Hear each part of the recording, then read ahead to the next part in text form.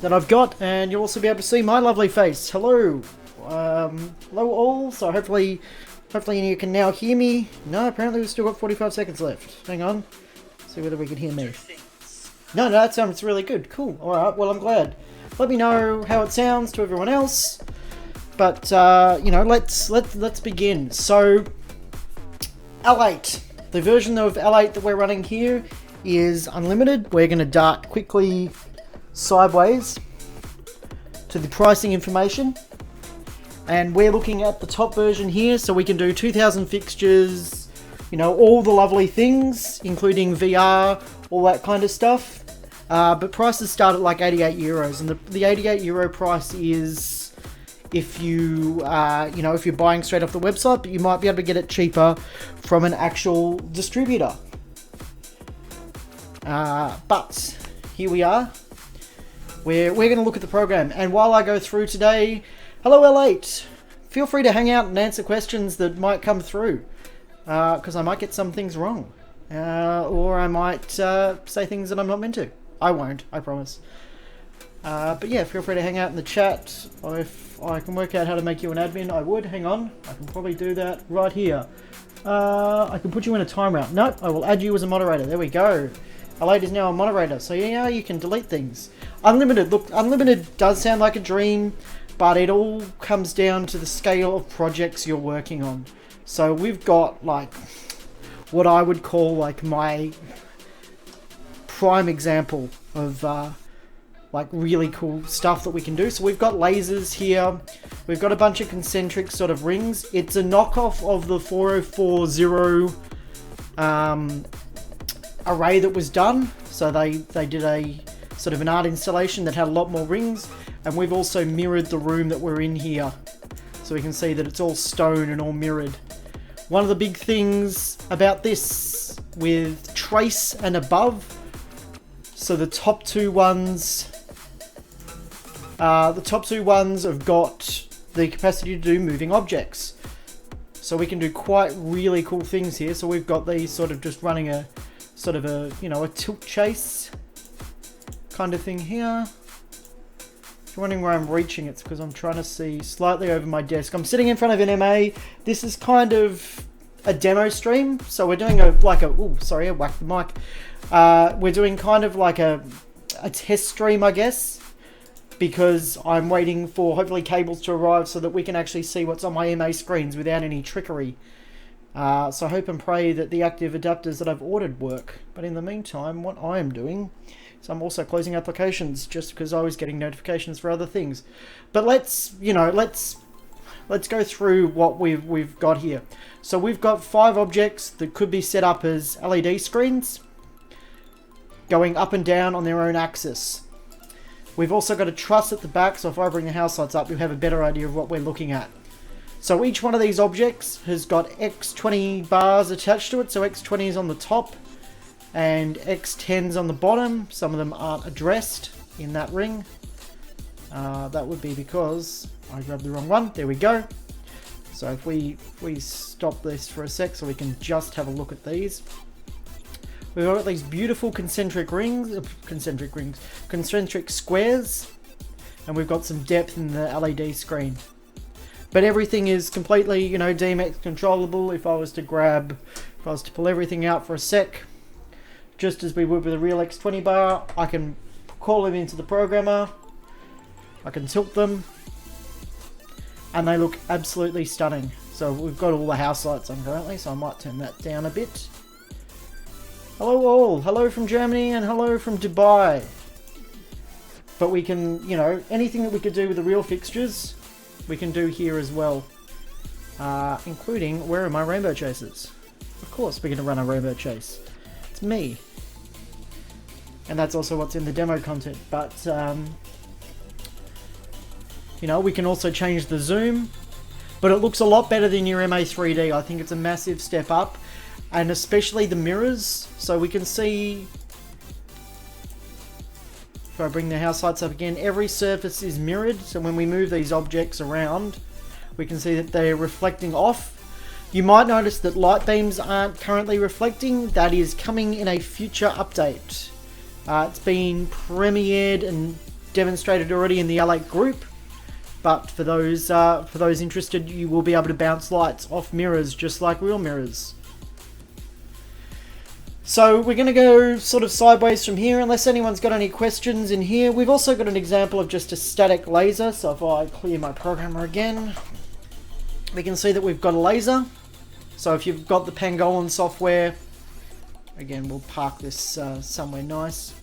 If you've got the Pangolin software or Laser Show, you can actually bring lasers in, and you can even use the laser functionality from CE2, which is the second lowest version, which is Community Edition 2, which gives you 128 fixtures as well, and you can control lasers. So it's the cheapest product on the market, and I reckon by far the best for doing laser rendering. So the one that we've got here, obviously, I don't have Pangolin because I'm not a laser person, but I'm just running one of the inbuilt test patterns.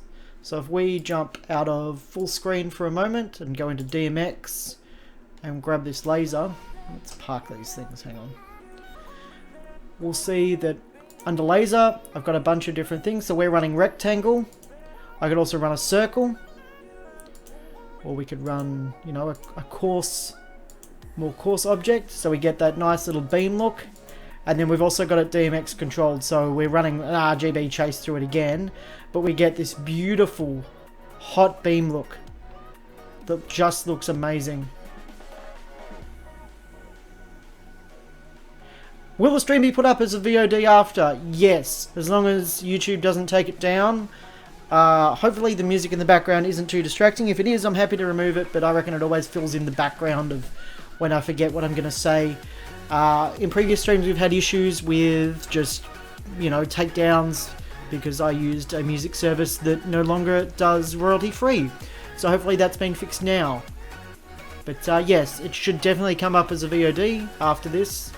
But yeah, feel free to ask any questions as we go along. Obviously, remember we're about 30 seconds behind, but during key moments I'm going to pause anyway.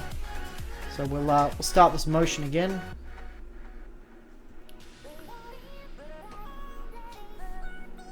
I love lasers in this. Lasers just look unbelievable. Just unbelievably cool. But let's merge across, you know, let's start a new file. And we'll start by building just some demo stuff. So if we go L8, let's go March, demo. And if anyone's got L8, you'll be able to play with this as well. But we'll probably start with basics. So we can bring a file in from Vectorworks, which we'll do later, and I'll show you how to install the plugin and everything. But we're going to start super simply with just bringing some truss in. So there's a new symbol tool. So previously we would be able to go browse and we'd be able to locate, you know, some truss, and it had a fairly comprehensive library, but they've recently introduced the symbols library, which is significantly better, which includes all these L-acoustic boxes and all sorts of pretty things. And the latest update also added this. Now we can sort by types of truss, which is handy when you don't know what truss is. So there we go. If we want Euro truss, we can see here some FD34, and we can find something that's, you know, reasonably long.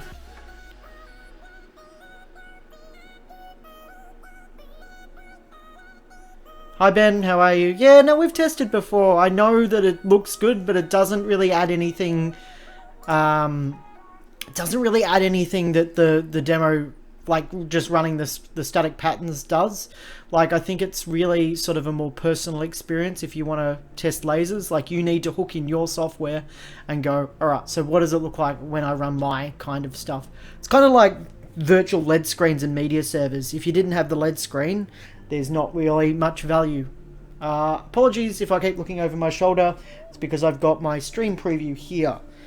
And I'm just checking that things are still running. So we've got a little bit of truss here, 4 meter section of truss. We've got these lovely tools here. We're going to use the 1+ tool, and we're going to click plus, and it's going to create another section for us. And I'm going to double click both objects here. I'm going to sort of center them nicely, like so. So using my maths should be -2. And then if we go into DMX where we do all our lights, we're going to grab a light. Let's go moving head, because everyone likes moving heads. Why would you patch anything else than a moving head when you've got the option of having all the lights in the world? And this time I'm not going to patch something that I haven't patched before. Because last time I did this, I grabbed an Era 800 and L8 was correct, but the MA profile I had for it was not. And it was slightly embarrassing, because when you go to, you know, use a bit of software and it don't know work properly, it's a little bit on the embarrassing side. So again, we're using the little tools here. I'll run through all of them. We've got a ruler so we can measure how long things are. Then we've got positioning. So this is the tool that I was using before. We can position using, you know, altitude, X and Y position, which was the old way of doing it. But with this mode enabled, if I drag and come close to this truss, it sort of attaches. So it snaps to the truss, which is really cool. And we'll drag it a bit this way as well. Where does it snap? Oh no, it snaps in the center of the truss. See, that's perfect. You could always snap to the truss and then shift to one side. But now we're going to go and duplicate it. And we're going to add 5 of its friends. And then we're going to select all of them. And the reason they're strobing in red is because it is indicating, hey, there's 2 lights or two objects sitting over the top of each other. You should probably fix that. And we're going to go, knowing that we've got 8 meters, we're going to position our first light, and then we're going to go greater than 6, and it's going to space them across 6. And as good as that looks, let's go greater than 8 and see whether we can get them to fit. It's probably going to hang off the end. Probably what we want is greater than, let's go 7.5. And then just sort of, again, even it up. And we can see they're also flashing in the order that we've got them selected. So if I was to select them like this, we can see that it flashes through the order I selected rather than just by default right to left. So within the software, without even connecting a desk, we can come out of DMX mode, double click on the lights, and it selects every single... I'm going to shift my screens down a bit, I reckon, so I can see what the hell I'm talking about. And move the can of drink I've put next to the very expensive lighting console. We can turn them on, we can check their colors, and we can use a really rudimental way of sort of positioning them. So if you needed to punch out a render really quick, this is a really good way of doing that. Because you can sort of focus your lights and go, you know, this is what it'll look like. Or, you know, what did you need to see? You needed to see a certain gobo. No worries, you know, we can bring that gobo in. And if we jump back here and we make sure that focus is disabled, we'll also have the capacity to do manual focus. Otherwise, it just makes it sharp everywhere, which is what MA3D does as well. And it annoys me because sometimes you're doing stuff and you want to have a soft gobo. And this might not be the world's greatest gobo to use. Nope, see, you can focus that up. Or maybe grab something that's a little more, yeah, see, there we go. You know, that's what that gobo is going to look like. Or what's it going to look like if we drop, you know, a rotating prism in there. And we rotate it. And this is all being done without the lighting desk. So, hello KS. His question is, hi, I would like to build in L8. My problem is the following. I only have a command wing unlocks 2096. No, it unlocks 2048 parameters. Unfortunately, so I can't program big shows in L8. Is there a workaround? Yes, there is. Come back for my MA training ones. We're going to go through the process of activating and deactivating universes. So what you could do is you can patch your entire rig, and then just in your DMX universe pool, you could turn universes on and off. And you can even do that via a macro. So you could still program your big rig. You won't be able to previs, like you won't be able to like showcase what the entire rig will look like, but at least you'll be able to program all of your rig without having to, you know, unpatch or do any of that kind of stuff. So hopefully if the cables arrive, all will be good, and I will be able to do that video very shortly. Hopefully that answers your question. But in the meantime, we're going to load up a new show on this lovely desk. And we're going to go from there. So the lovely desk that I'm sitting in front of is mine. Unfortunately, I don't own it outright. And we're going to get a little bit political here because I think we need to deal with the fact that, you know, we're in a very dire time of the world when a lot of us have got free time. And we could leave it at that, but we should probably say a bit more than just a little bit of free time. We've got free time because the world is currently screwed. So obviously repayments on stuff like this is really hard. So if I can give you a little bit of a business advice to all, make sure that you know the ways of the contract that you are entering into if you're doing finance on anything. You know, never live above your means. Not that I'm living above my means, just, you know, repayments are scary with rent and all that kind of stuff.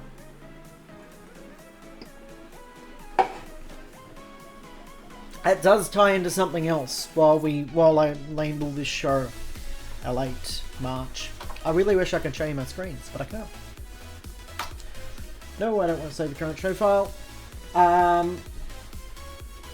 If you make a super chat donation, it's a very quiet chat, but if you feel like donating $1, I have alcohol behind me. I will drink said alcohol.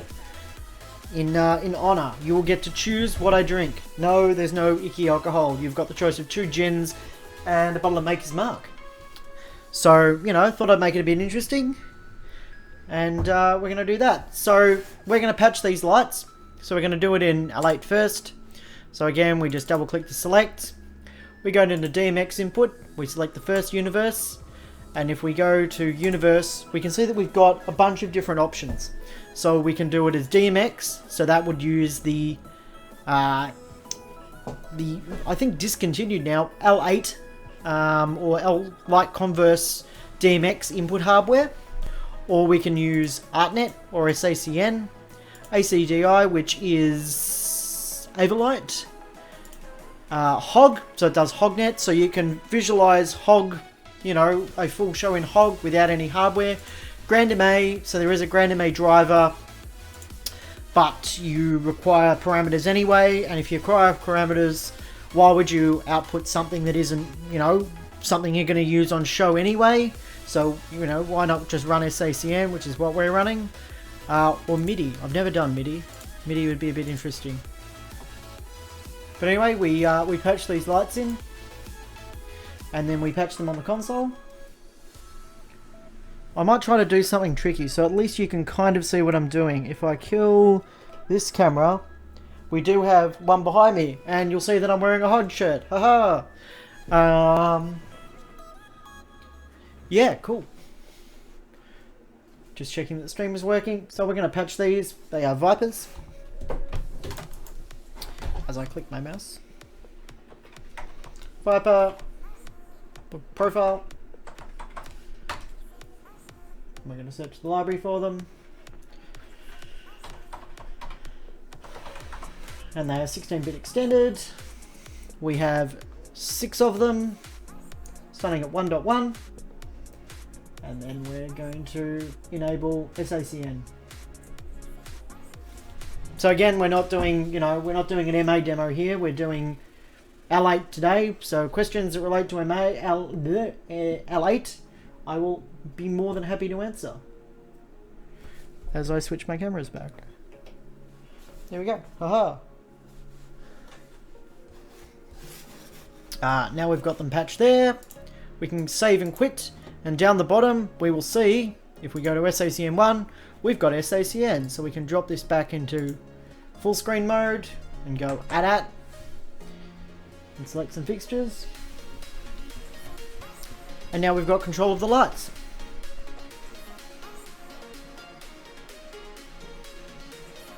Just as we would in real life. So again, if we, you know, put them in red, put them in highlight mode, we can next through lights, and we can see that they all work and they are all individual. Cool, so we've done that. Now let's take it a step further. So we're going to cover 2 things. So I had a question before the stream, and hopefully the person who asked is actually still hanging out in the stream.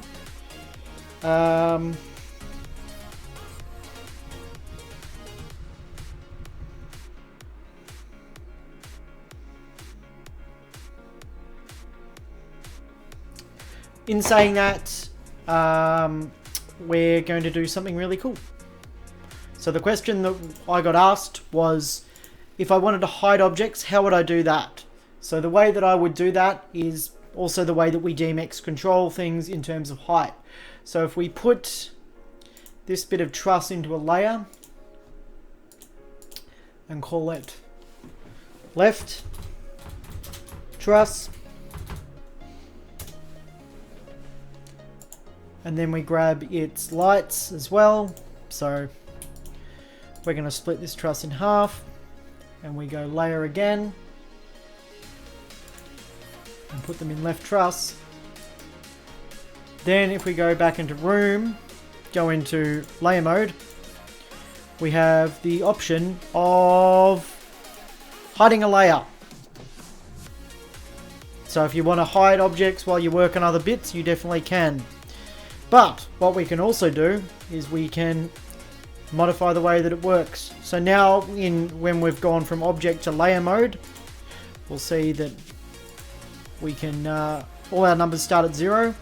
So if we bring these all the way down to floor level, which is -270, which we'll need to remember, and I give it a DMX channel of, let's say 100. Let's say 512, because I'm being lazy. Let's go 511. And we go save, rather than going to objects, which would just put them there. Now if we patch a DMX fixture,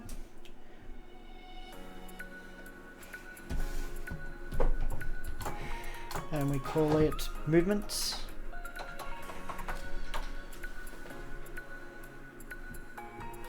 .511.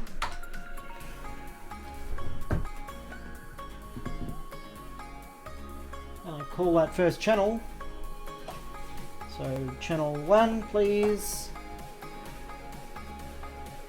You'll see that we've got, if I take it out of highlight, we now have moving truss.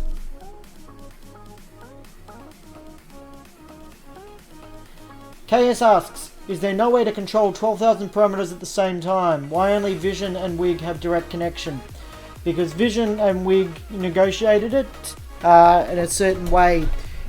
Before version 2.9 of MA, we did have unlimited parameter access, even in L8. But that was removed not due to anything that L8 did. It also affected Capture and a bunch of other visualizers. It had stuff to do with the fact that someone created an application that allowed people to essentially output ArtNet. With MA3, they are looking to build a visualizer driver, but nothing has been formally announced yet. So speak to your distributors if you want more information about that.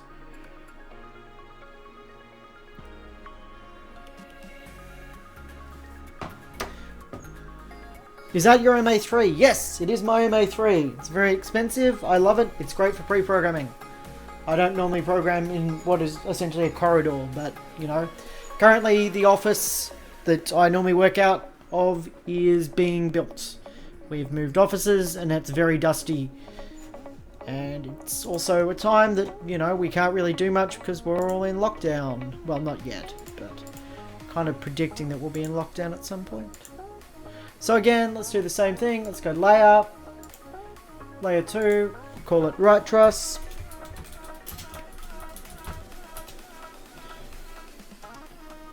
Go apply, go into DMX, grab our 3 lights, go into layer again, add them to right truss, go back into room, go into position 1, and bring it to -27. That's the height the other one was, and then we give it a channel.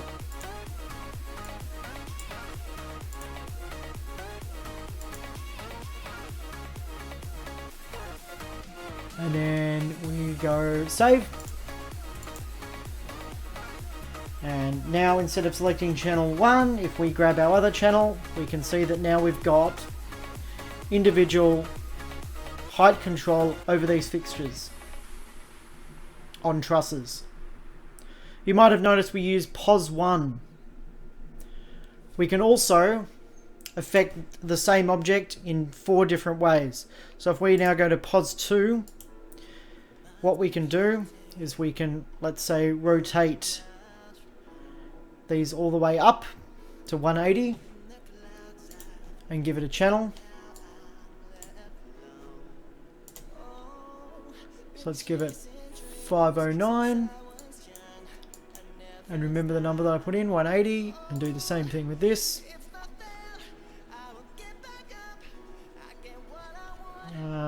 Yeah, let's have him tilt the other way. Thank you for the thank you for the donation, Dan. Your choice of what you'd like me to drink. I didn't think you were a drinker, my friend. So your choice of what you'd like me to drink. Your choices are, Mr. Dion, gin,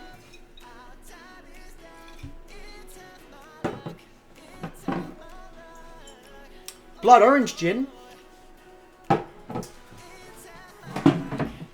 or Maker's Mark. And while we're waiting for him to answer, KS, is this a Compact XT? No! This is an MA3 Lite. So it's not a Compact XT because I have letterbox screens. I literally set that camera up just so I could do that. I love the letterbox screens. I really love the workflow on this. The only bugbear I have is the screens are slightly too high for me. And the way that I like to sit. So while we're waiting for that to happen, I will remember where we're going.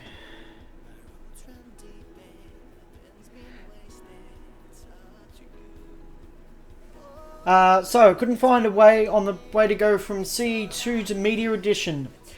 There is an upgrade path. I think you need to speak to your distributor or L8 directly. I know people who have done it. It definitely is possible. So I would reach out to... You can always message me if you want. Or your local distributor. And do that. I also checked with YouTube guidelines. I am allowed to legally do this. Just... yeah. Some of that went in the glass.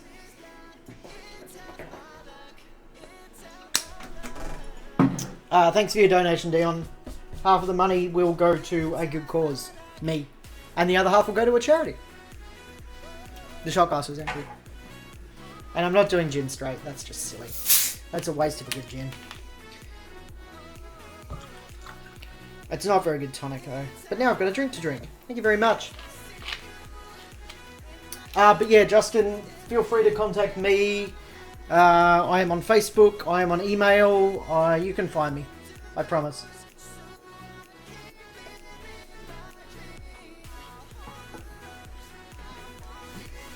Alright. So, now we're going to, whoops, give this a channel.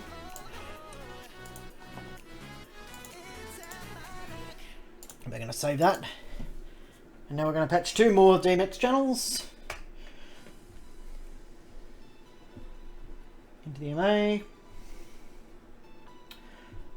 Well, I've just been told that the adapters that I've ordered to make these screens work aren't going to work, which is very disappointing. 1.509.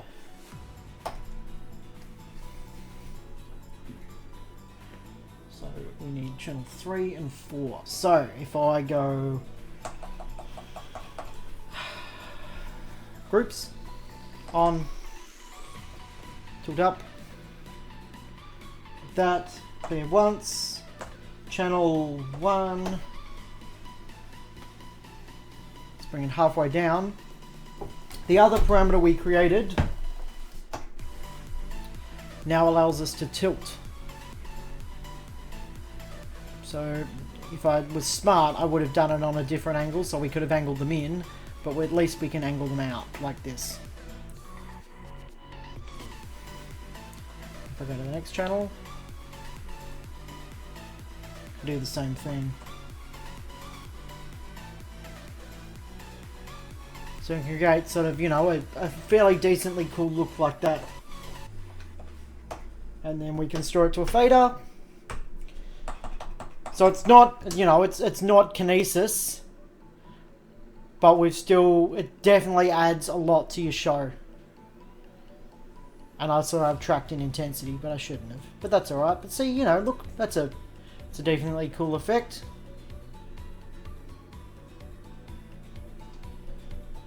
One other big thing that we can do in L8, all the way from CE onwards, is people. So I covered this in a previous stream. We're not going to go through all the people this time, but we can add in moving people. And the moving people can be DMX controlled, but the moving people can dance. And when we grab some lights, and we focus them correctly, using our align function. See, I can't help but drop into doing like MA stuff. Because I like it. And it's been a while since I've been on this console. So my hand couldn't remember where the align button was. So we can see that when we light her up, she's got a shadow that moves as well. So if we, you know, we make this look like some, not seedy nightclub, but, you know, something slightly incredulous. We can see that she moves, and with the movement, we can also see that the lights move. Now, if I grab one of my channels that we were using before, when I adjust this truss, obviously the lights still track with it. So you can have an entire show programmed and still do that, and have multiple moving people. And I definitely think moving people make a big difference in your viz. Because, you know, everything stops being static. There's nothing worse than looking at a totally blank crowd that's not moving.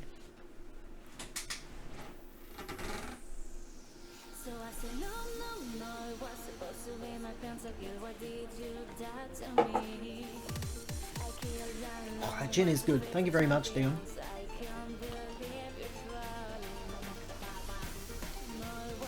So is there any particular features anyone in the stream wants to do it?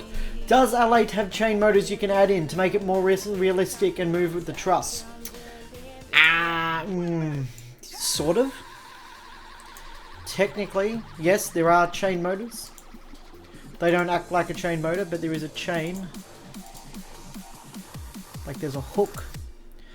And what we can do is if we chuck this into a layer,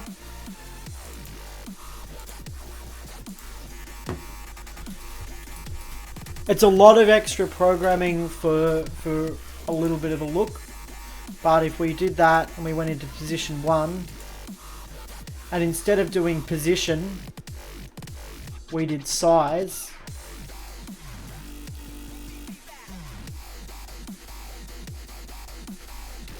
Oh, I don't think it's going to work the way I want it to.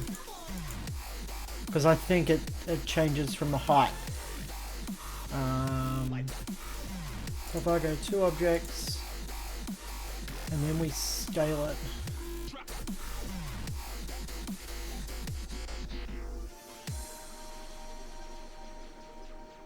And then give it a DMX input, we'll see what happens. That's a bit of a tough one. I said give me tough questions, I wasn't being facetious. That is definitely a tough question. So let's see what happens now. In theory it should scale down with the object if I select channel 2. So we go channel 2.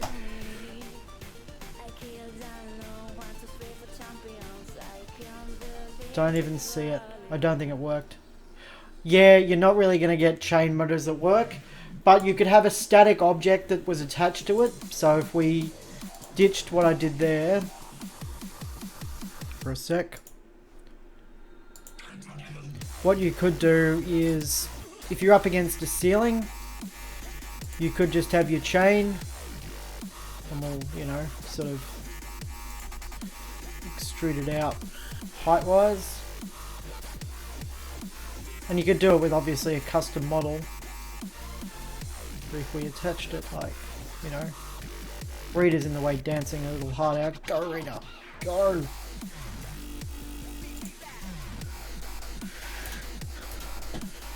And then added that to the layer. I'm pretty sure you'll get what you want. You'll get something that at least tracks with it.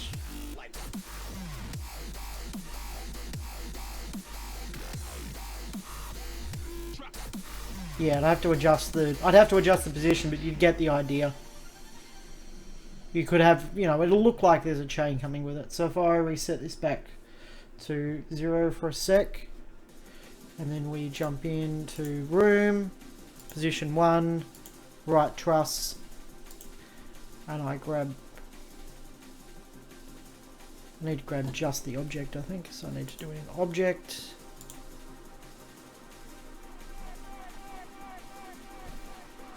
Then go back into position 1.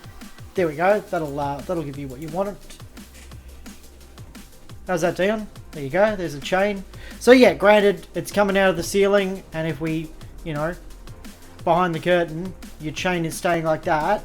But at least now anything we do will track correctly. So if I grabbed channel 3, yeah, you're going to slightly lose the immersion factor depending on the way that I tilt it, because obviously the chain is a solid object rather than, you know, going with gravity.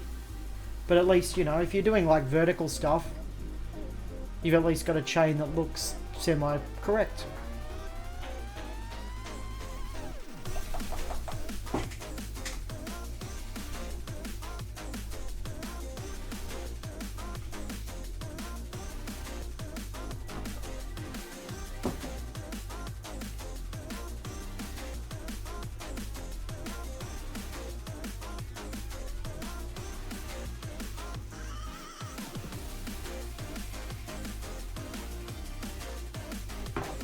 Do we have any other questions? I'm more than happy to go through any features or just keep playing. Are people interested in seeing like a Vectorworks export? We can do a Vectorworks export if you want. This is more, you know, just sort of a testing sort of thing we're doing here. Nothing too majorly stressful.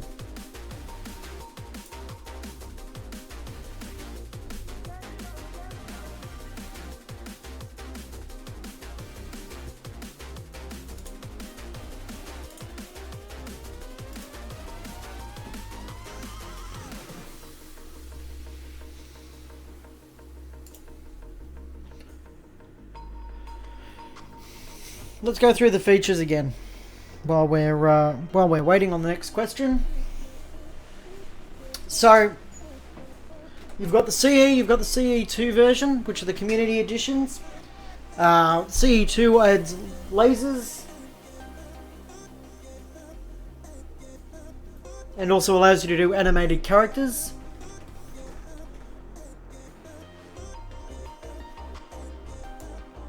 And a lot of other features as well. And then we step up obviously to media, so with media we can do, you know, LED screens and stuff. We'll do a Vectorworks export in a sec, including installing the plugin. But for now what we might do is I might bring in quite a funny little example of a LED screen. We're going to get rid of Rita. She's good, she's dancing a little hard out, but we don't need her right now. So the way that I'm capturing this camera that you have probably seen in the back shot is I'm using NDI. So rather than using a capture card, we can capture a fair whack of streams over NDI, over essentially network. So let me just make sure that I've got a LED screen here. Then we can go into material and we can pick, you know, a test pattern. We can give it some brightness, so emissive. And then if we, you know, dim down the room for a sec, we can see it glows like a LED screen. But other than just flat textures or even movies, we've got NDI. So if we click in NDI for a sec, we're going to get a lovely bit of static, and I'm going to move this window over because I know I'm blocking it with my little face. And we can go select source, and we can grab media servers or anything that outputs NDI. So Hypnotizer, Pixera, many media servers. We're going to grab me. There we go. So we can see me. Hello, me. And then if we minimize this window, we've got me inside of a visualizer. And I'm slightly dull. And I'm also dull in the video. So on top of that, we can also make it look like a LED screen. If you, you know, if you so desire, you would like that sort of LED screen look.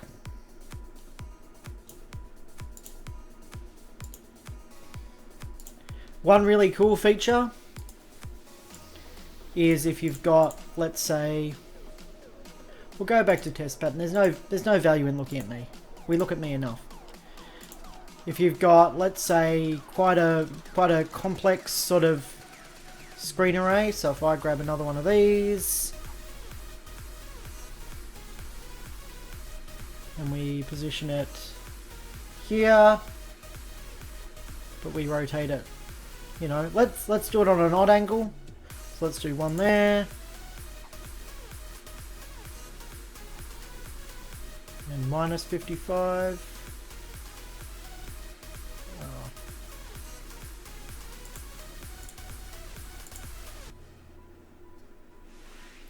And we'll just duplicate this one again.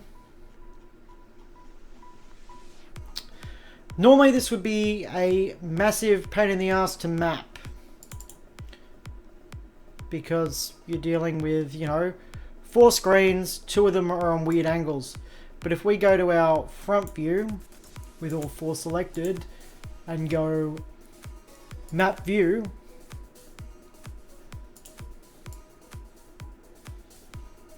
we can get a nice easy way of mapping a view.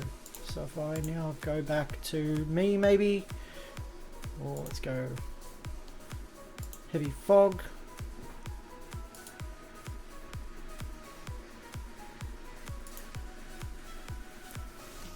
What we can do is we can drag this out to suit the LED input that we're getting. So let's change the file to the test pattern we had before. So we can see we've got a 1920 1080 file, and we just want to line it up so it fills all of our screens like this. We want to make sure that it's kind of centered. And then if we go there, done. We've just mapped a complex LED array. Flawlessly, in seconds. An unbelievable feature. So for those that may not have caught what we just did, if I reset the rotation on this screen, and we decide that actually what we want is, you know, these pant leg screens that we've created are great, but we need to have a bit more screen in them. We can make this one even a different size. And then we can select all our panels again. Go record view. And we're going to get a preview of our screen, and we're going to pan out until we can get it right. So if you generated a test pattern for your screen array, this would go a lot better. But this is also really good for quick and dirty renders. So if we stop now, that's mapped. So any input that we bring in, be it movie, so you know, if we go with smoke, which comes from the left, and fills, we can see that it's all mapped exactly from our camera angle. Mucho cool. Ja, we make screen. Dion, I haven't forgotten about you. Are you able to patch in camera views so that the MA can move your camera positions with fade times? Yes, Amir has done a video on this, quite a good video on this, but we'll do it. It's going to be a bit hard, I think, to show simply because I don't have the MA hooked up, but believe me that I am patching a camera And I'm hoping that I've got the fixture file that I need. If not, it is on fixture share or in a different show file maybe. Stand by while I load into another show file.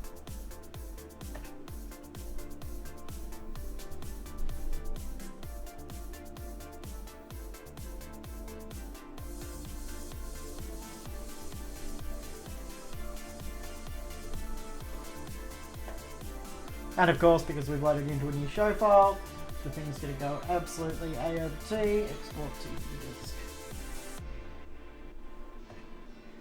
And we'll load back into the show file we were just in. And bring in our file, which we've downloaded off of... I exported the wrong file, kids. That's embarrassing. I exported an LED power can. That's really not what I wanted.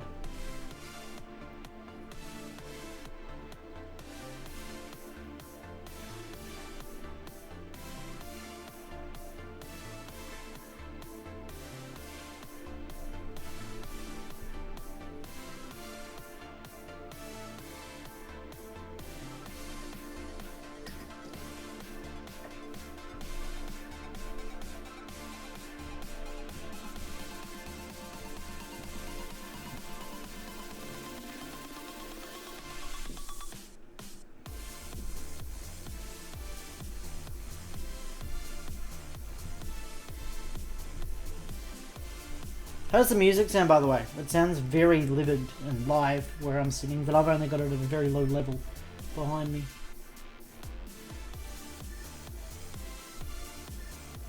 There we go, so we've got a light converse camera. And we're going to patch it like we would any normal fixture file. We're going to patch it at 2.1. And we're going to check that it works. Yep, cool. So with the fixture file created and we're selecting the right group,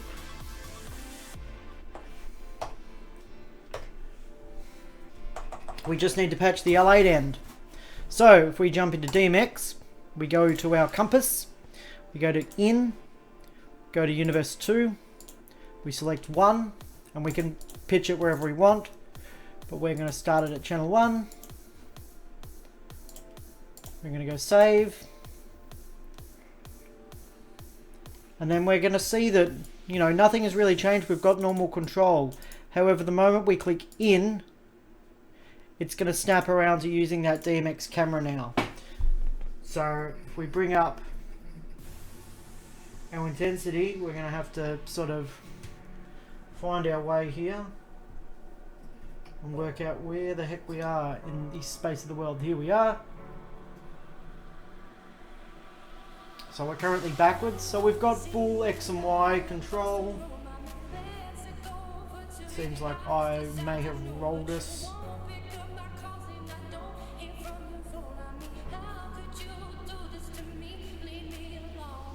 All the way around. So if you wanted to get a shot, let's say from here, and we wanted a bit more smoke and haze in the air.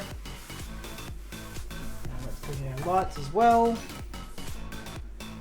So everything that used to be off that compass control is now out of the DMX control. So now I'm not touching the L8 software at all. And if I just, you know, store this as a cue, pan across to here, store that as a second cue. We've got two cameras here and here, and because we've got obviously, you know, 16-bit dimming on the fixture profile for L8, if we do a 10-second fade, we can do a 10-second fade. Look, Ma, no hands. And that's how you do the DMX camera. So that's a feature in media and above. So media, trace and unlimited licenses have the capacity to do DMX camera.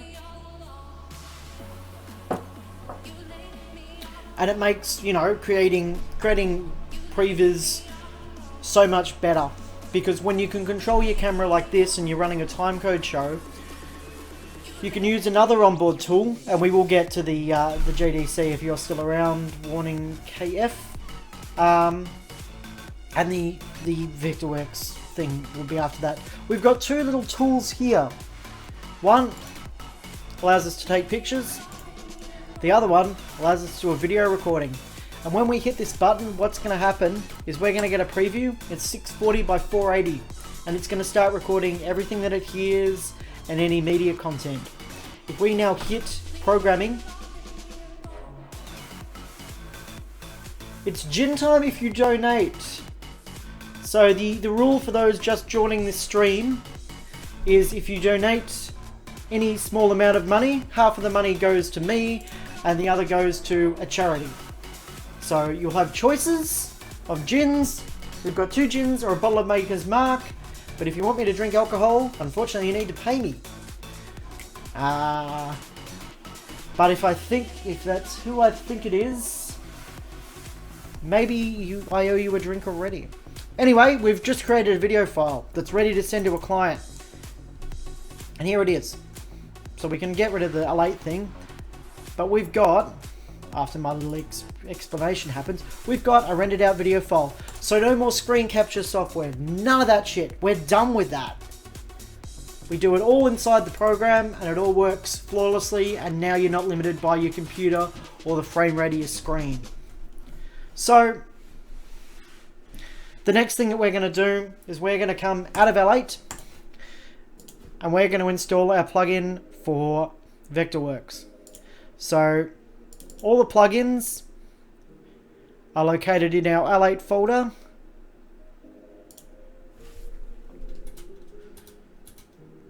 Which I have conveniently forgotten what drive I've put on. Oh yes. So normally it's C L8, but for me it's on my G drive because I've got a RAID array there, and we will find the folder called plugins. And if you discover that you're missing plugins, feel free to reach out to L8 or me, your distributor, and we will sort you out the files you need. So I am looking for my plugins folder, which is actually called install. So in install, we can see there's a bunch of pangolin stuff, but we're after the plugins. We want VWLC. So if we extract that, we'll see that we've got a Mac and PC Windows version. And we're obviously on PC today. We're running x64. Let me know if that text is too small.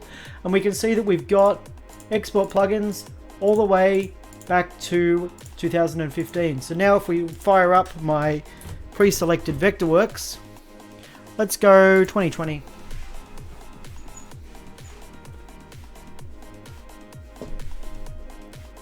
It's always gin time. Except when people don't pay me to drink gin. Then I drink Coke.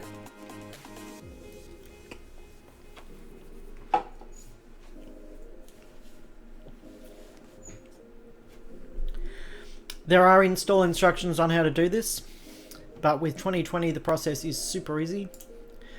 We go into plugins, plugin manager, third-party plugins, install, and we locate those files. So as I said before, if it's a normal L8 install, it'll be C L8, but for me it's G L8 install.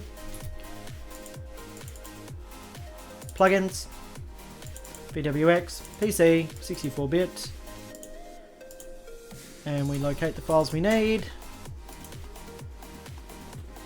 and then it's going to prompt us and say that we need to restart. So let's restart, and we're not going to save our blank file.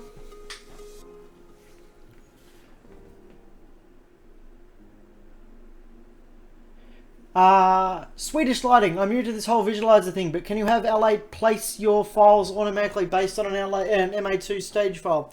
So, not directly. So there's no full two-way communication like you've got with MA3D.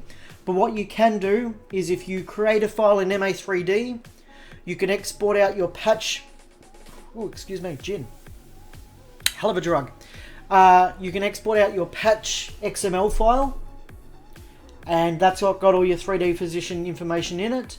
You then use a program that comes with L8 called XML to LC, which converts it to an LC file, and then you're off to the races. It will work. I've done this with someone recently, and they were quite impressed. So now we're going to go into Edit Current Workspaces. We're going to go and find Import Export. And we're going to see whether it has appeared. May come under LC. There is also a chance that I installed the plugin incorrectly. I have been known to do that.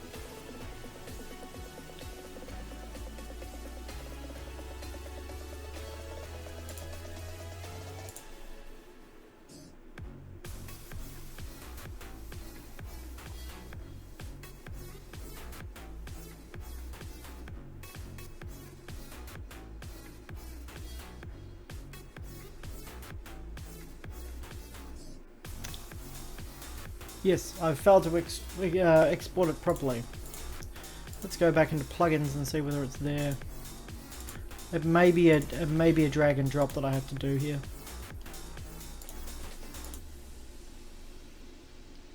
Or I may have been silly enough not to realise that I can just feed it the file.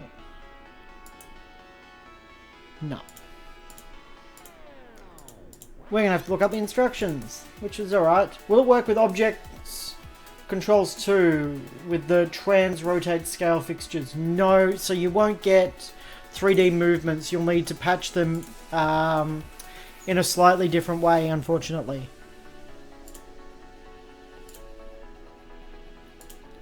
So, as always, when you forget how to do things, there's always docs available.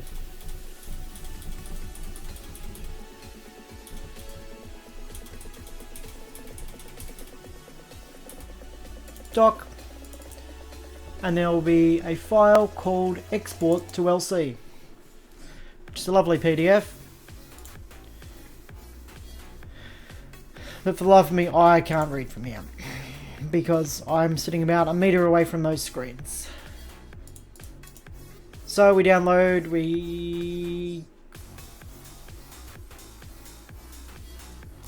so we copy them into the plugins folder.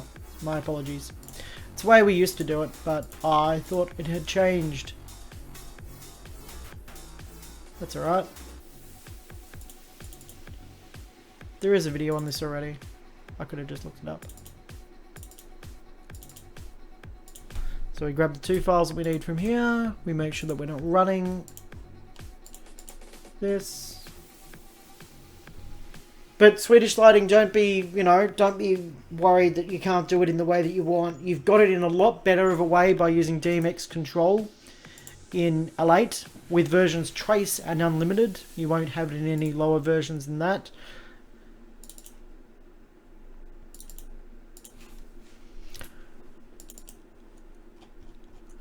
So just dropping it into our plugins folder. And now we're running Vectorworks again.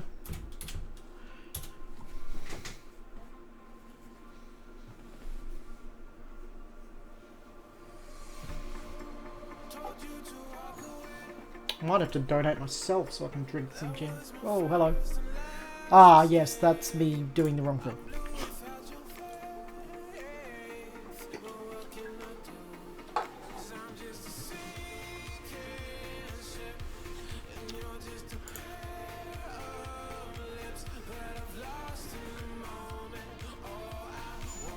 Alright, so now we're loaded in. We can now go to Workspaces, Edit Workspace. And now, through the magic of science, we'll now have a category called LC, and we'll have the option of going Export All, Export Selected, or Export Visual. We want to put these where you want them. So some people put them in their export menu. Personally, I put them at the top of my Spotlight thing. Then we go okay, it's going to prompt us to save. We go yes. Then we load up a Vectorworks file. I should have had one pre-prepared. So right now what it's doing is it's loading in that plugin. So now if we go file, open, and we locate and find a file for us to play with. Here's one I prepared earlier, hopefully. It's going to be funny if it's blank. Oh, it's blank.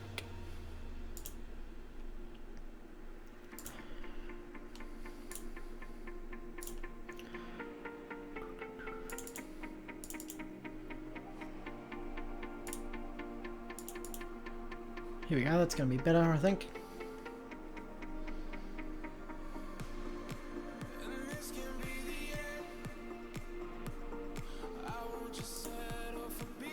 So we've got quite a detailed stage here, including lights. So we're going to go export all, and it's going to prompt us to save it somewhere, and we kind of go backwards, and we go into new, and we create our project. So let's call this, well, we've already got March demo, so I guess we can use this folder. But normally you create your own a new project, and then you'd find your L8 folder, so you know, C wherever, find the database that we're working in. And I normally create an add-ons folder, so that if we need to exchange this project with anyone else, all I need to do is copy this database folder across and all the files will follow. So we'll see whether this works. This might need to be broken up, just given the scale of it, but we'll see how it exports.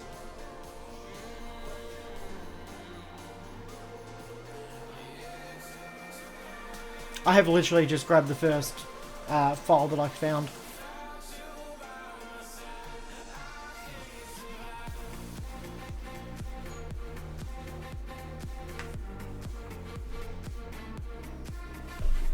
Cool, so that's exported. Now we go into L8. We go into room, and we clear everything that we've got. And we wave goodbye to our tiny rig.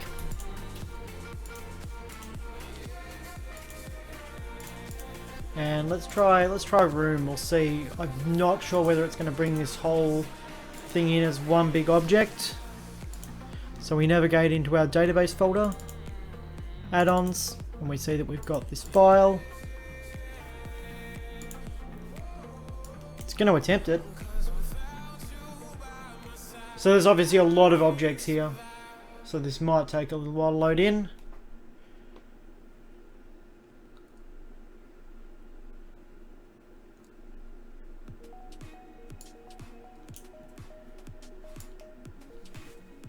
So you can see it's obviously bigger than the room that we've got, massively larger than the room. So we can change our room size. So we'll make it, you know, sizable to encompass what we've got here. And one other trick we've got, you might notice when we brought the file in, things are sort of hovering.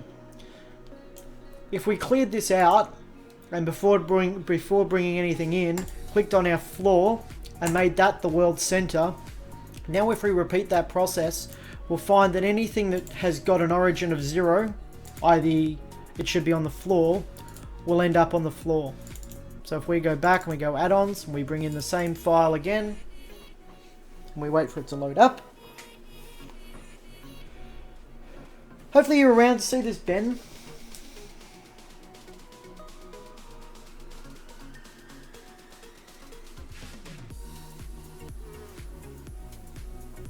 There we go, and we'll see that now it's on the floor. Our LED screens are a little wacky simply because of the polymer that's on there, so if we clear that out, you can end up replacing it. It'll be probably the material that's used on it. So if we go back one, see whether I can just, yeah.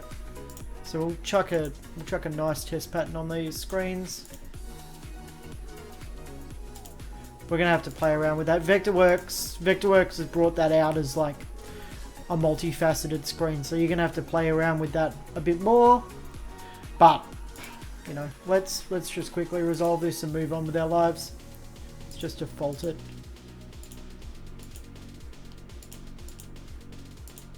So we've done the objects. So all the bits are in, even the bits of truss. Now if we go into DMX and we go import and we grab the same file again, so it's in database, add-ons, ground support. Now it's going to bring in all the lighting. So any fixture IDs, any channel IDs that we put in will all come in. And Vectorworks 20 provides us with a couple of interesting challenges depending on rotation. So we can see that here it's attached to the truss perfectly. Here it's attached to the truss perfectly. There's a ladder going through. But for some reason, the floor stuff, it hasn't rotated correctly. This is a Vectorworks bug. We are working through it. But it is quite simple to just, you know, grab the objects you want and tip them up. We'll do it in a slightly better way. There we go.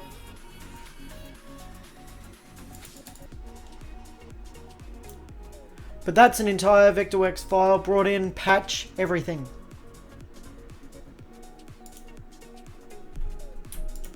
Fixture IDs, everything brought in. One big file, comes in twice. We can also bring in SketchUp files. Obviously lights don't come in. But you know, all your 3D elements, all that kind of stuff comes in, and we're nearly ready to go without much real external intervention. I think, yep, see, there you go. We've even got our fake front wash that I put in for a demo that we were doing, and we can use the same focus. It's probably receiving DMX, that's why you see it bouncing around like that. So if I dropped out of the session here, we'll probably get a bit more control.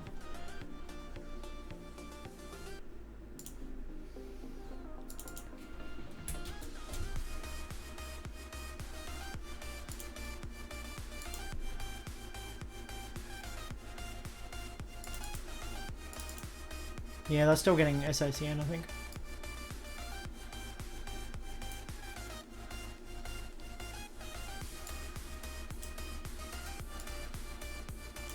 But there we go, you know, you're very quickly able to get a file up and running with L8. And you can see, you know, we've had, it's quite a large ground support, and it's had no real, you know, processing demand on the system. You know, we're still pushing 32, so yeah, 38% usage on the CPU, full rig. We could patch it in the MA, we'd be off to the races. Oh look, you know, I've even put in a couple of MAs. MA2s though. MA2 full sizes. Look at the detail. And an audio console. And upstairs in the VIP area, your view is obscured by lights. And I think that's even festooned. Whether that's come in, I'll be surprised, because I suspect they weren't assigned as light fixtures. No, but there you go. So we could patch it as well, but that's the process of bringing in a quite comprehensive Vectorworks file straight into L8.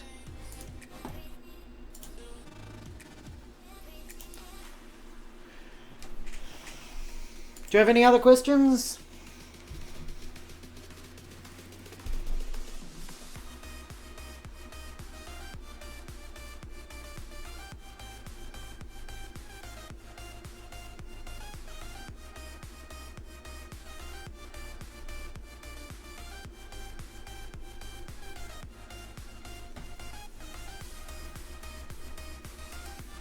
I do love the haze. in this. One other thing that we can do in L8 is if we go into paper mode,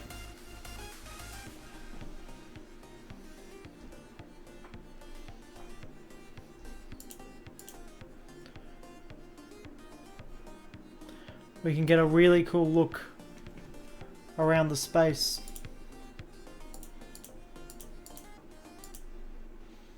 And kind of this semi sort of translucent look.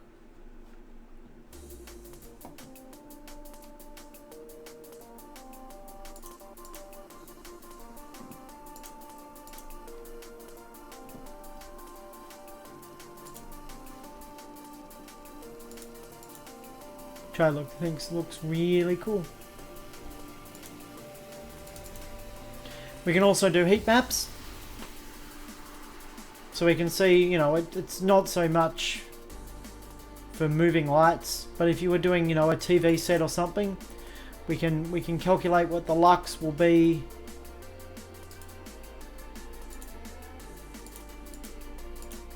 based on the height of your lights and stuff. So we can see that, you know, we've got a fairly good coverage in terms of Kelvin around this area. So the question was JDC. Let's fire up a JDC. Have you got a specific mode that you want me to run a JDC up in?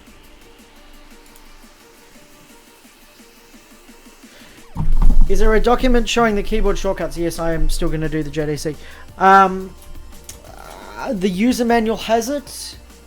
There is a great video that was created by Amir recently on camera, but the main crux of the ones that he showed were being able to just go around with the camera things by using the num keys. But they are always working on making sure that your experience is the best that it can be. But yeah, the user manual will be probably the easiest way to find all the information you want.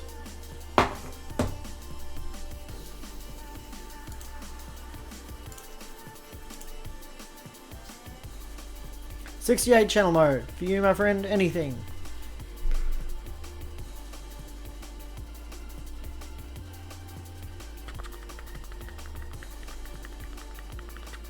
Oh, I forgot we've got a mirror ball. I promise I'll do the JDC, but I wanted to show you the mirror ball because this is a new thing that's only recently been added.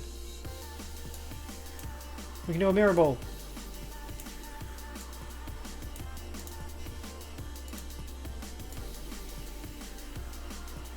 How cool is that? Anyway, mirror ball. Sorry, I got distracted. I was impressed by a mirror ball. It's the simple things.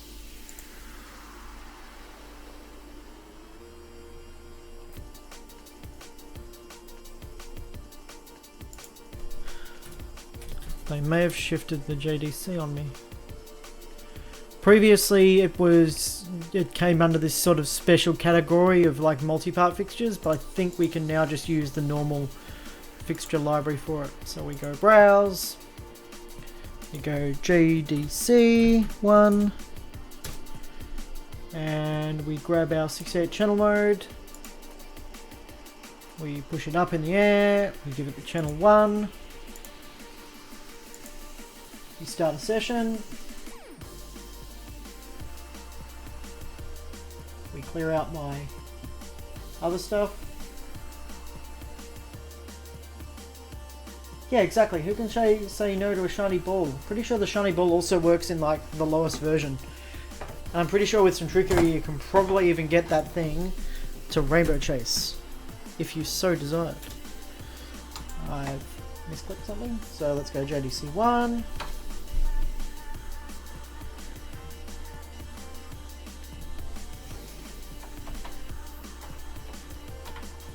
JC sticks.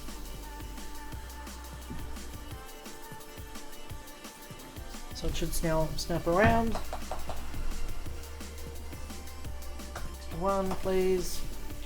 And if I have my nice little macro, I've got a macro that splits up all the instances. But for now, you know, let's It's JDC, kids.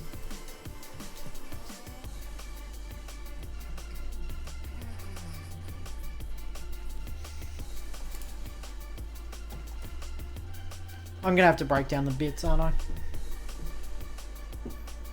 So the JDC on its own isn't exactly the easiest fixture to deal with.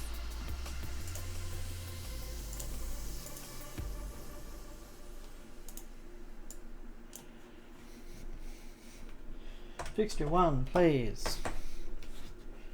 So we can see that she pans and tilts like she should.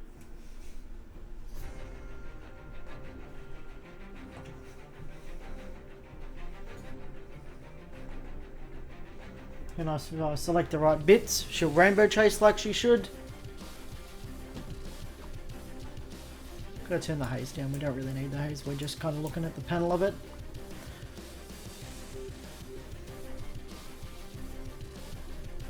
And I'm using, obviously, the hideous fixture profile. So I'm using the stock one, but we can see that we can get, you know, the elements to react the way that we want them to.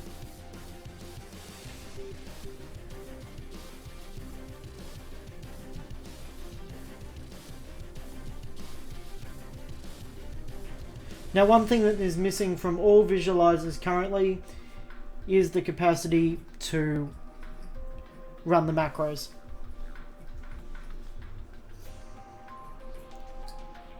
With complex fixtures like this, like despite this working pretty impressively, to be honest, with fixtures like this, I always feel like it's better to program with one of them.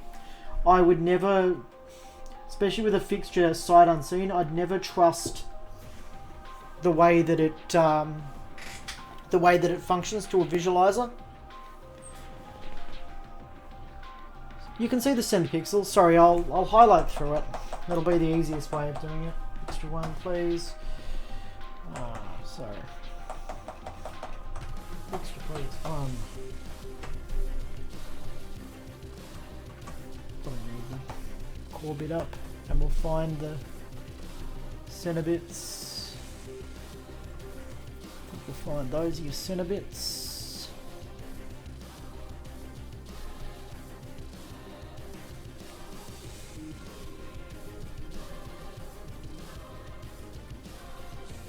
Again, apologies, I am using the hideous fixture profile.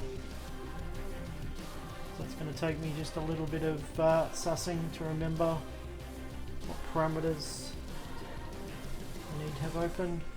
It's got 3 dims. Like, that's the profile I'm using.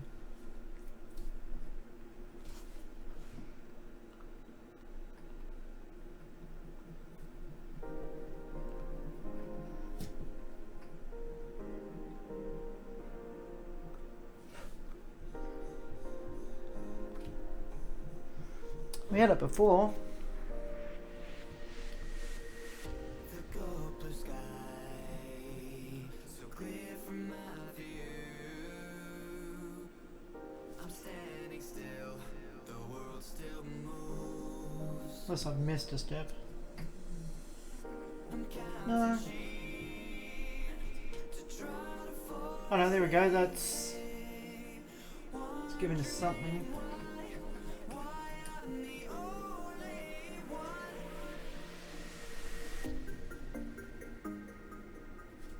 Well, yeah, but again, I think it's down to the fact that I'm using the stock MA profile. You can clearly see that we've got most of the functionality that is required. It's just finding the right parameters and using the right thing, you know?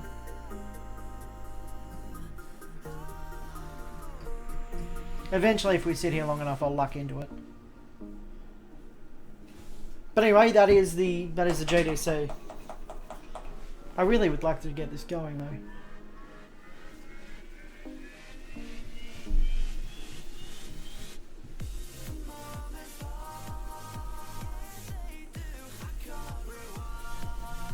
So, what's the next question while I try to make a JDC work?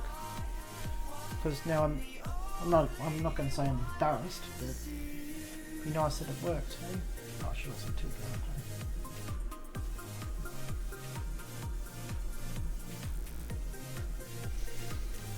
We could also look at what the fixture's doing.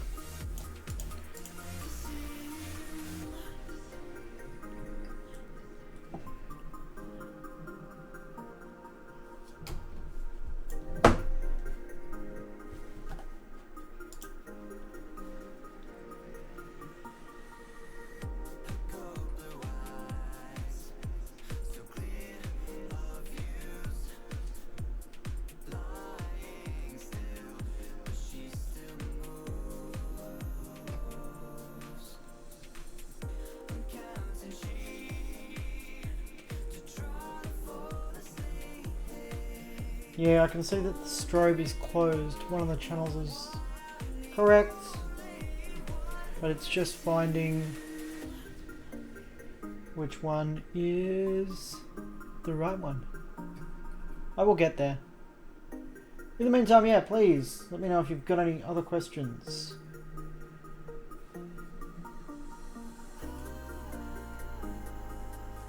Kind of like programming a BR, kind of sitting on one leg and praying for the best.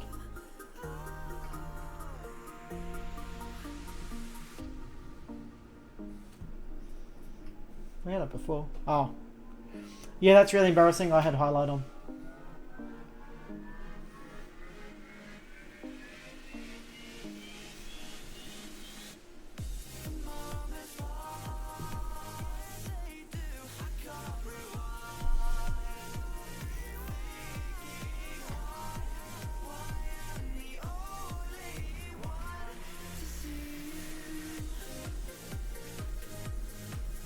Do the Gobo shake. No worries, we can do a Gobo shake. If you got a fixture that you'd like to see a Gobo shake in, or are you happy for me to just grab a Viper or a BMFL? Let's go BMFL. Don't say a wash. It would be funny though. And it's rammed in the ground. So I won't even give it a channel, I'll do it straight off the fixture if you don't mind.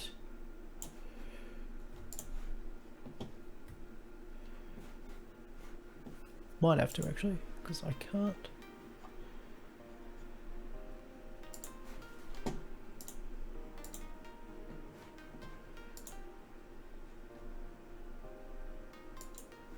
Maybe it doesn't do Gobo shake on the BMFL. I admit I haven't used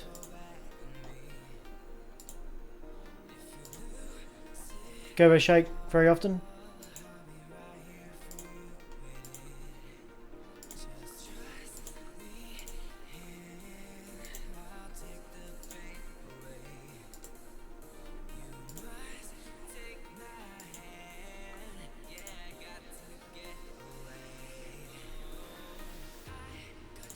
And I'll be the first one to admit that. Index, index, index.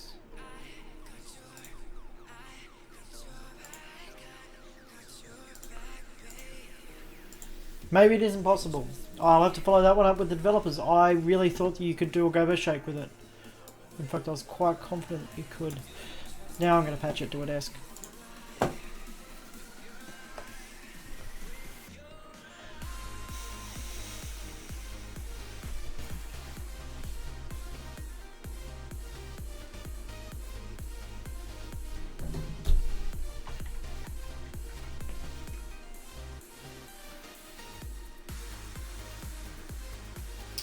If I need to do a quick gliding render but didn't have the MA parameters, can LA do effects like pan sign? There is an onboard program that allows you to do basic lighting programming, but you'd be better to break out like a .2 or Camsys or Hog just to get your small, quick, dirty render done. Because you're going to want to customize the effect anyway.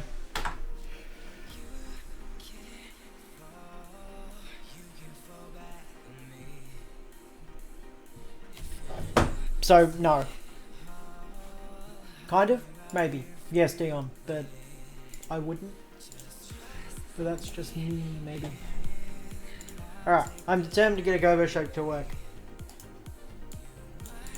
But when was... So my counter question, you know, it's not the correct question to ask in situations like this, but when was the last time you used Gobo shake on a show? I'm always interested to hear what people have used them on. I've seen them used in like theatre and stuff. When... Yeah, you're right. Gobo shake doesn't work. Oh yeah, look. Yeah, look. See, now it does. Yeah, that's totally not me just like snapping back and forth on the wheel. Gobo shake doesn't work. I will take that up with the developers.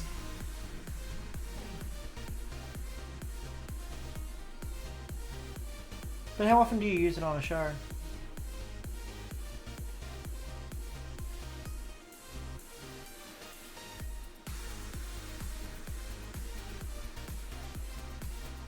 But equally, you know, if Gobo shake is the, you know, the feature that you require, we can probably find it. How about shooting a light through glass or an opaque? Yeah, we can do that. We'll use our trusty BMFL here. Oh, I should have patched one with blades in it. We might upgrade this BMFL to the blade one. BMFL blade. Because you can actually do blades.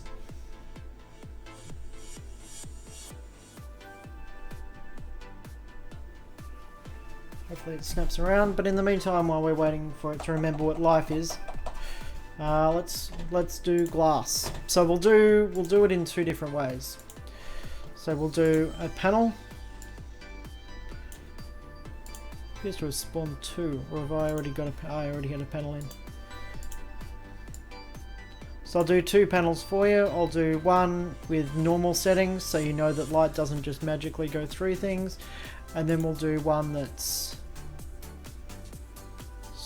glass, essentially, that we can see through.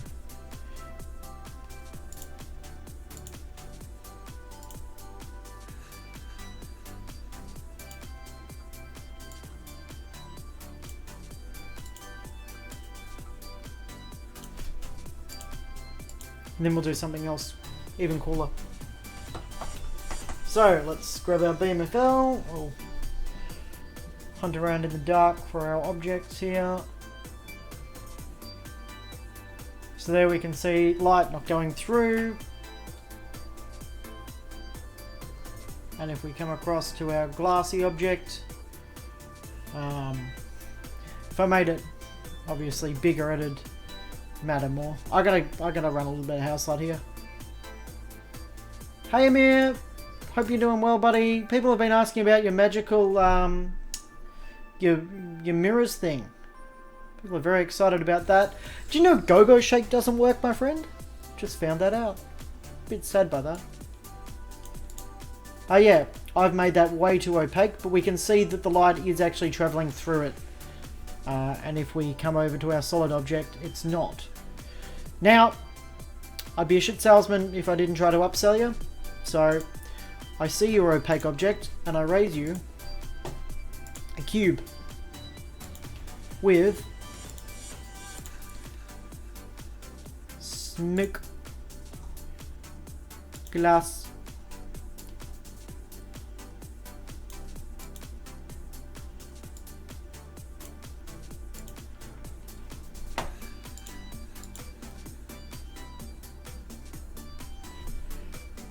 We can also create these really cool deep heavy smoke sort of effects. So we've got obviously a stripped down version of it here, but you can see the cool effect that it creates. So with Trace and Unlimited, you can do really cool sort of heavy fog effects if you want, and you could also, you know, automate these if you wanted to. Alexander says, I can't find the screenshot folder. So the screenshot folder is in L8_screenshots. But if we take a screenshot, it's also going to tell us where it is. So it's in L8_screenshots database location, and then we can bring up all the images. So we can see all the databases of the images that I've done, and we can see screenshots that I've created. Is that enough information for you, Greg?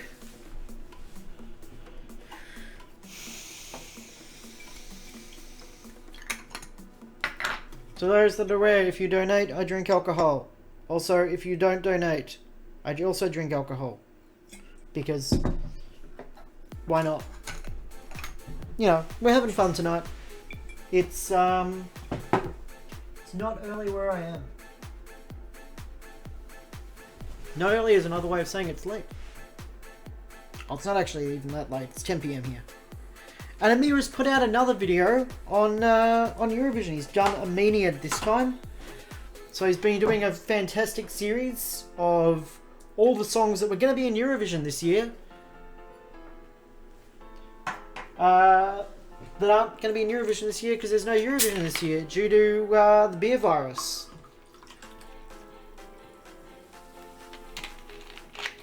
Is it possible to do good low-lying fog?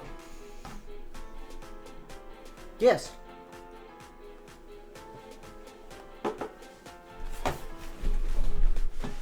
So, this weird 3D object that I created here.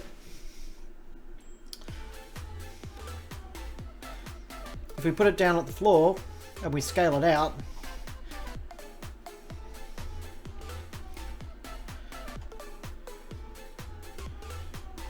you could also control it, but I would classify that as good low-lying fog.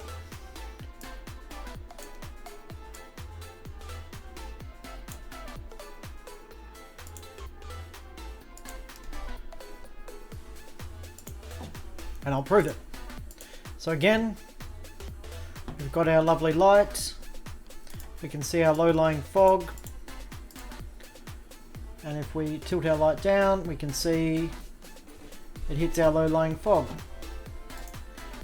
I've got it focused all the way in. That's a bit of a bad example. But, you know, that's some good low-lying fog you've got there. Do we want to put a person in it? Let's put a person in it.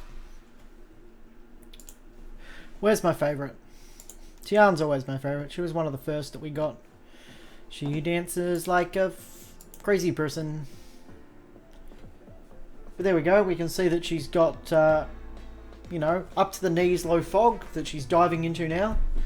But that's definitely low fog.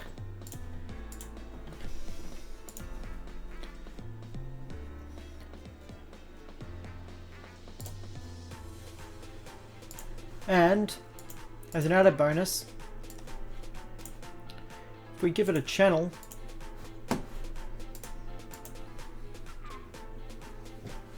and we jump onto our desk here,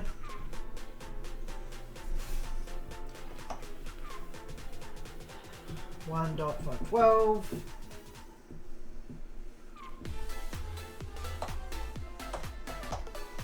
We've even got DMX controllable low fog.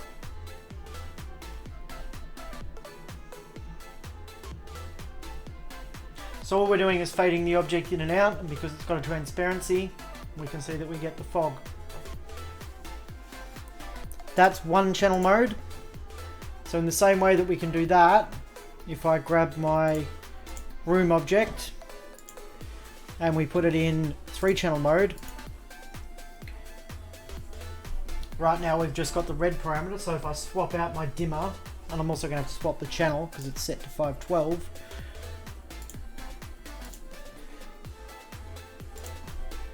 If we set it to 509, 510.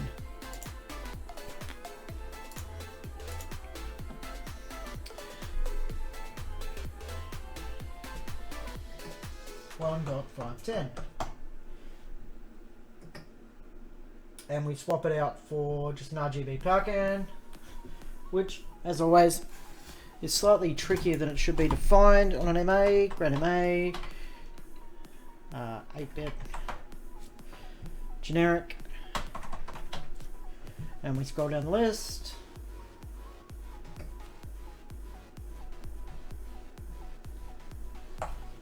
Fixture, ooh, hang on. Fixture 2. Nope. What fixture number is it gone in as? It's probably gone in as channel 1 still. Yep. Channel 1. Bring up the intensity. But now, because it's also 3 channels, we can do coloured haze. So coloured haze would be really good if you're, if you're looking for a certain effect, like you're projecting onto it and you're not getting exactly the effect you want. You just want to be able to colour it just so that it looks like, smoke blast or something. You can do RGB channel of it.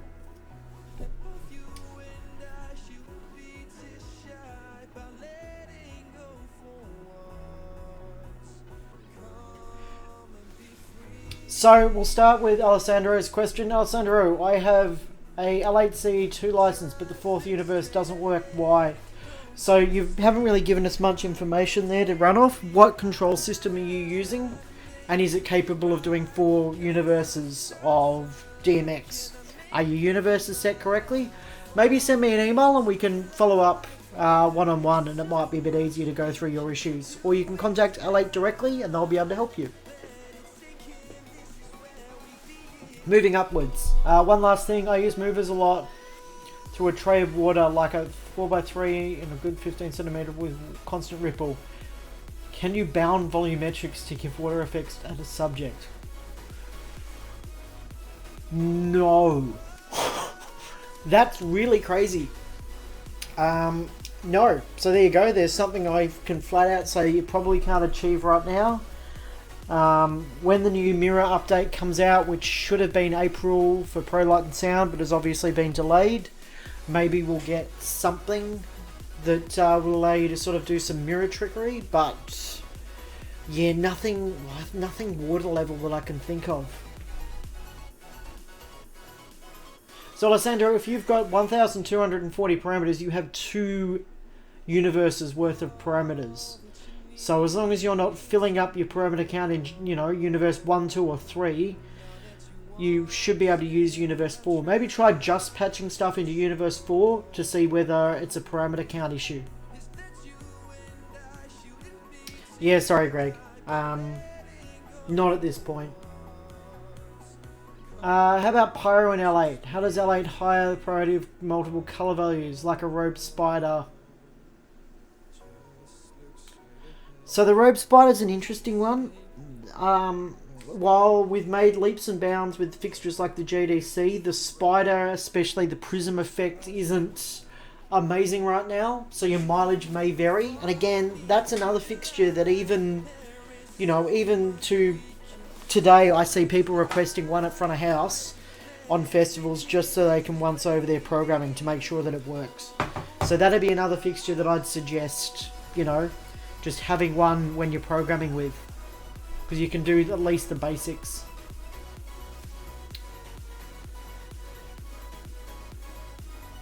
Felix, how about Pyro in L8? So the Pyros I would classify it as a bit limited. We hope that in the future we're going to get something a bit better, but right now what we've got is just sort of gerbs and stuff like that, which is just basically a video file. So in the same way that we were controlling the low fog, we can also control this, but it's very much, shot for basically front on for camera. It's definitely not a good example of pyrotechnics, put it that way. But it looks cool. But it is, very flat.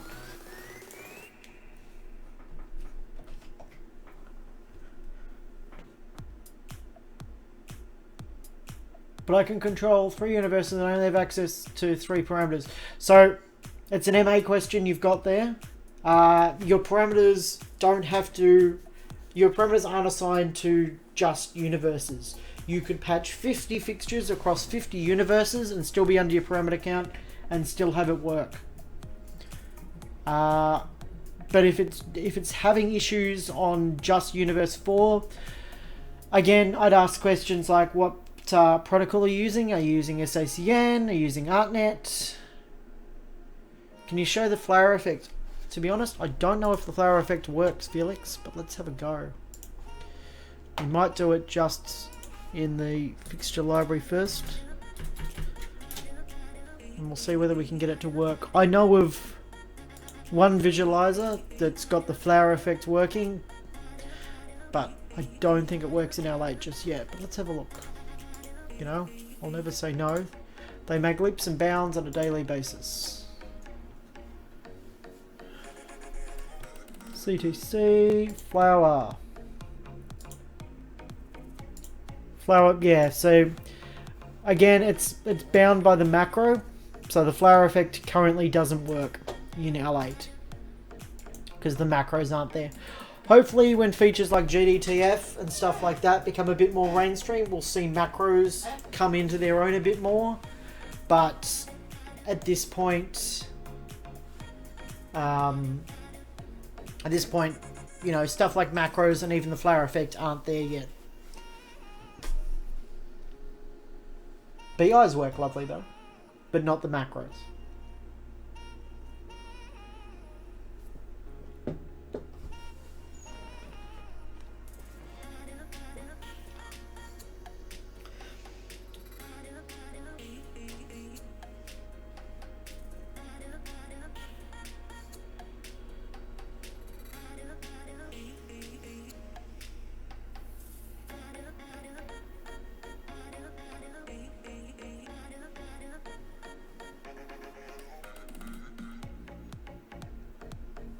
We got any more questions, or we might wrap up? We seem to reach about 2 hours in length before we start seeing too much of a drop off, or I start having to rehash some of the same things that we've covered already.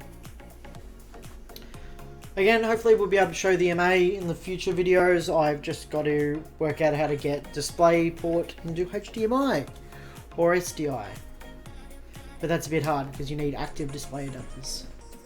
Okay, my question in the output subs.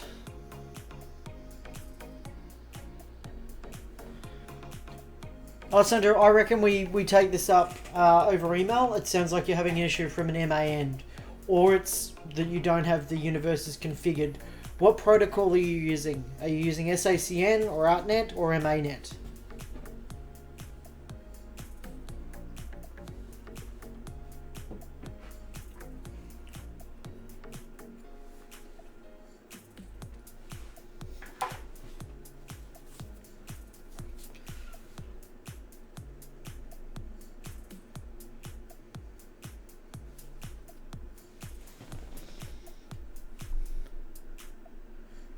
Four color lead tape.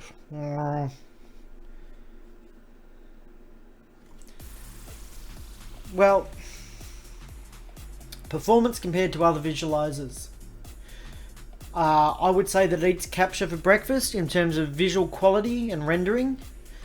But all the visualizers have their own good and bad things. Obviously, if you're aware of Depends, you're aware that the way that they approach fountains and fluid dynamics and the way that fog works is, you know, the best on the market, but that comes at a great price cost, and they're not really flexible with their price range as much as L8 is. Wig obviously has the benefit of having parameter-free access to MA2 and MA1. So it's, you know, it's up to you. I think the L8 workflow is a really positive and good one. And it's why I stick with it, despite having access to other visualizers. It's the one that I keep coming back to, and it's, you know, one that I'm happy enough to put my name behind and rep on a regular basis and sell. So, you know, I don't know. The wig and capture development teams are a bit larger, but the things that I've seen the L8 guys do, and how quickly they can pivot and create fixture files, is honestly second to none at this point. The quality that they turn out is, you know, quite remarkable. So Greg, 4-color LED tape. So you got some really tricky ones. I don't know if we can do 4-color LED tape, but I reckon we can do 3-color. So the way that you do it is you don't actually do a lighting object. You do a panel,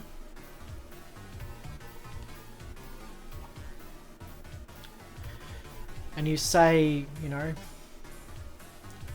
We bring it down to the size of, those are quite large LEDs, but let's say you've got, you know, 4 meters of lead. We go into material, and using the same thing that we did before with pixel mapping, we go 1 high, and then we increase the number of dots. So it's going to be obviously just a flat object.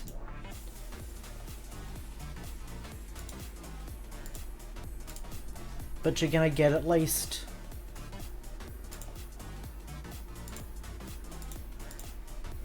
what you want. So if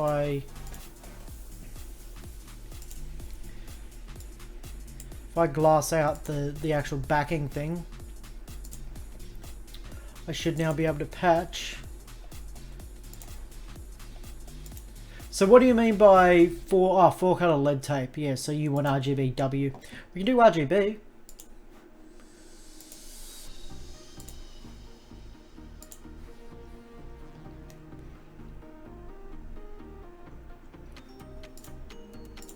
But I suspect that it's going to be just the 3 channels. So if I patch it to the same address that we've got that other Parkan on, I suspect what we're going to get is we're going to get these dots turn on. Helps if I put some capacity for it to emit light, hey? Oh no, maybe not. Maybe you're going to get full pixel mapping.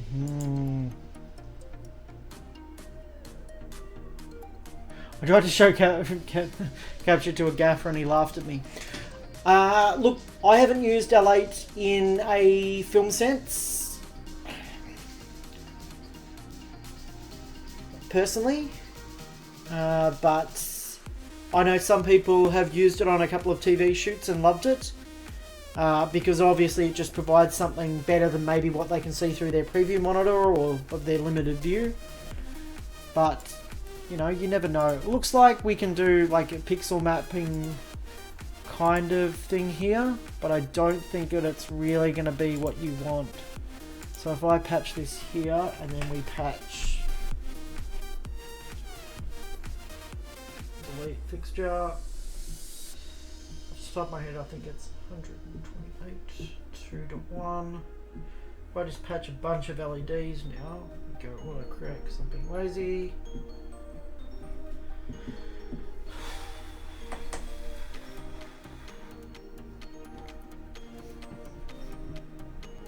I mean, we've kind of created a lead tape here. It's only 3 channels, but we've created a, you know, something that is at least pixel mappable.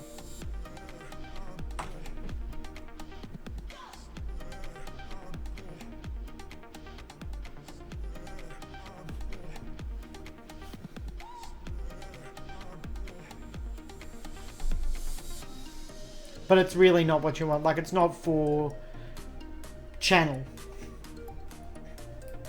But, I mean, when we bring all 3 channels up, we get pure light because it's, you know, it's not inhibited like a real fixture would be. So, I don't know. You could at least try it. But, yeah, you're batting a little off the reservation, I think. A lot of what I do is sci-fi and usually I give it to you for your boot sequence and warnings and that kind of crap. Yeah, fair enough. And hey, there's no chance to actually work with the physical item, because it's always better to work with the physical item, especially with LED drivers and stuff.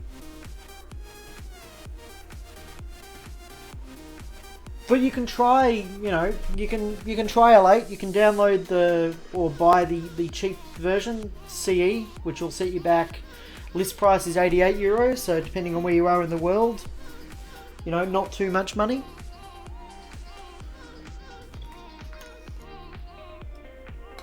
Yeah, okay. Well, you can only do so much, I think.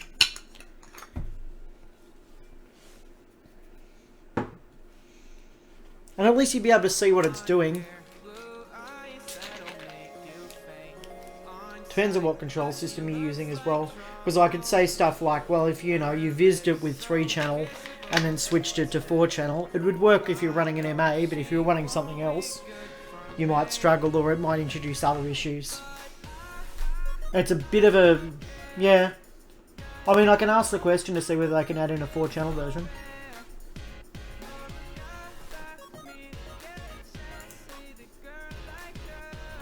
But I have a feeling, if we cheat it a bit, I have a feeling what we'll get with this version is the 4-channel will be RGB dim, which I think we're working out right now. So hang on, how far I bring it up. Oh, maybe not. Maybe there is 4-channel lead tape, and maybe I'm wrong this entire time.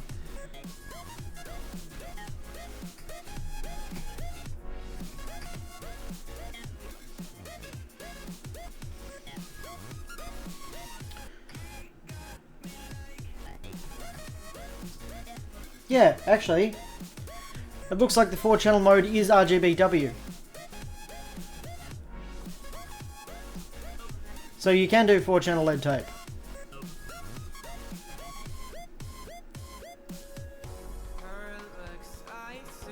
But it's a, you know, it's a straight section. I don't know.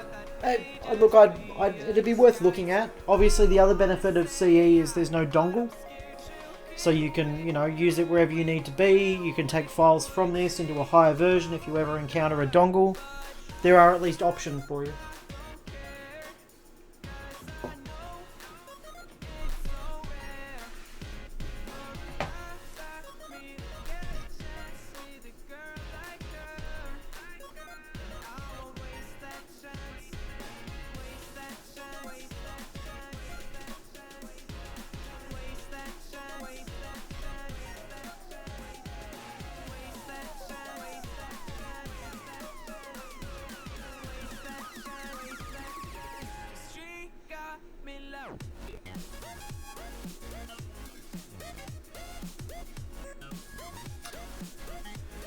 But anyway, I think that's probably going to do us for this evening. Thanks for coming out and hanging out and learning things with L8. My name has been Alex Hughes. If you've got any questions, feel free to check on the website. There's obviously a bunch of information on where and how you can purchase L8. So you can do it through a distributor, or you can do it through L8 directly if you don't want to deal with a distributor. But the world has got lots of support options for you. But yeah, world is, you know, not the world. L8 has many support options available to you, so never feel like you're on your own. L8 has a beautiful support base both in its end users and in its distributors. Anyway guys, thank you very much for watching, and thanks for coming and hanging out with me.